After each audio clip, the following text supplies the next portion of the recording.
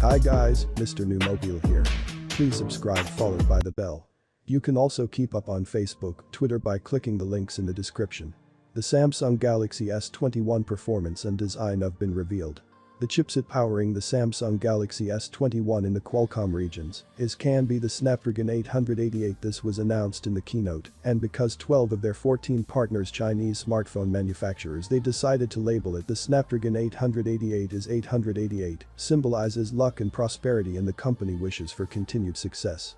They also announced that the chipset powering the Galaxy S21 is a 5nm chipset with the first ever on Cortex-X1 performance core, and it works.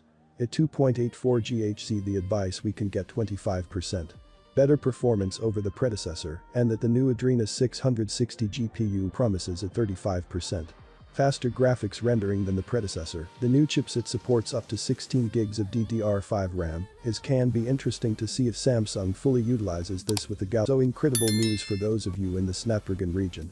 And also the good news is for those of you in the X, and also there are multiple reports of the Exynos CPU at least outperforming the Snapdragon 888.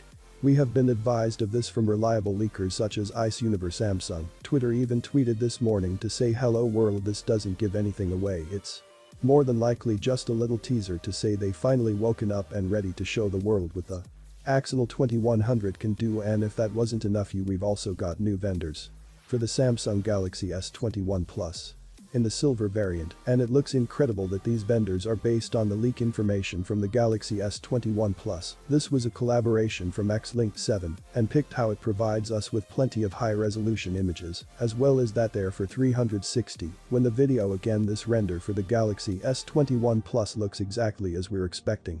Many are complaining that it looks very similar to the predecessor. Let's not forget about this new blade bezel is a minor refinement with a very big impact and makes the Galaxy as well as symmetrical. This new lookup with the incredible new display of the Galaxy S21 can make many people want this phone.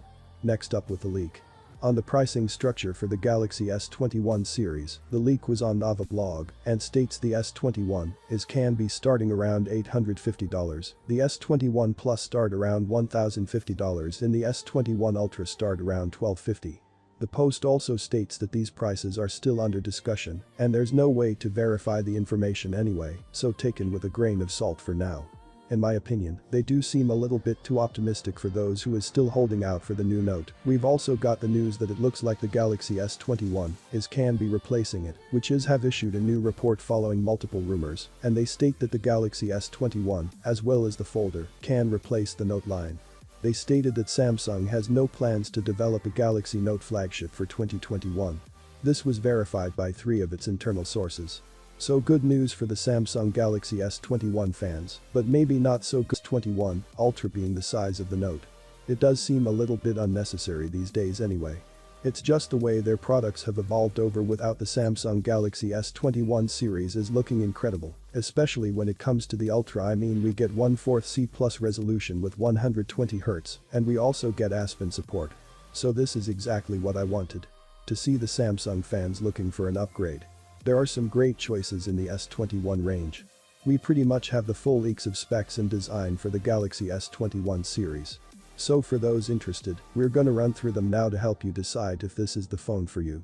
So first up with the Samsung Galaxy S21, this is the smallest in the range. And of course the entry-level model that comes with a 6.2-inch dynamic AMOLED display with an expected resolution of 1440x3200.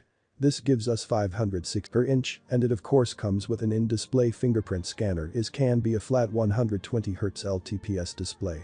So it's not can be capable of 120Hz 1/4 HD. You can choose between them.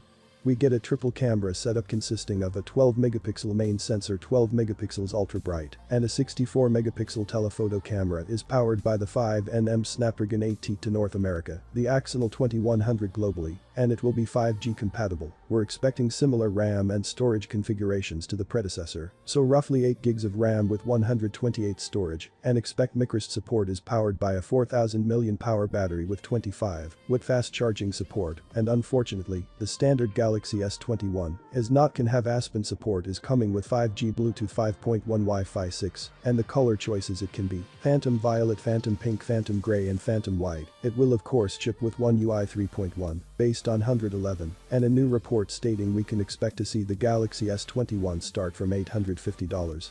Next up with the Samsung Galaxy S21 Plus, this is the middle of the range. It comes with a 6.7-inch dynamic AMOLED display, an expected resolution of 1440x3200, and this gives us 563 pixels per inch, and of course, it comes with an in-display fingerprint scanner. Again, this can be a flat 120Hz LTPS panel, so we can only have 120Hz at the full HD plus resolution of 60Hz. At the Core HD plus we get a triple camera setup consisting of a 12-megapixel main sensor, 12 megapixels ultra bright, and 64 megapixel telephoto. Is powered by the 5nm Snapdragon 8T to North America in the Excellence 2100 globally, and it will be 5G compatible. We're expecting similar RAM and storage configurations to the predecessor. So again, 8 gigs of RAM with 128 storage, and expect microSD support. Is powered by a 4800 mAh battery with 25W fast child support. Unfortunately, the Galaxy S21 Plus will reportedly not support the Aspen either. It comes with 5G Bluetooth 5.1 and Wi-Fi 6, and the color choices can be Phantom Silver, Phantom Black, Phantom Gray, or Phantom Violet, and it will of course ship with One UI 3.1 based on Android 11. According to the latest leak, we can expect the Galaxy S21 Plus to start from $1,050, but personally, I think this is a little bit optimistic. Finally, the most premium model in the range, and that's a Samsung Galaxy S21 Ultra. The Galaxy S21 Ultras is coming with a 6.8-inch dynamic AMOLED display with a resolution of 1440x3200. This gives us 511 pixels per inch, and it will of course have the in-display fingerprint scanner as a 120Hz adaptive LTPO display, meaning we can use 120Hz at the 4-core HD plus resolution in the display.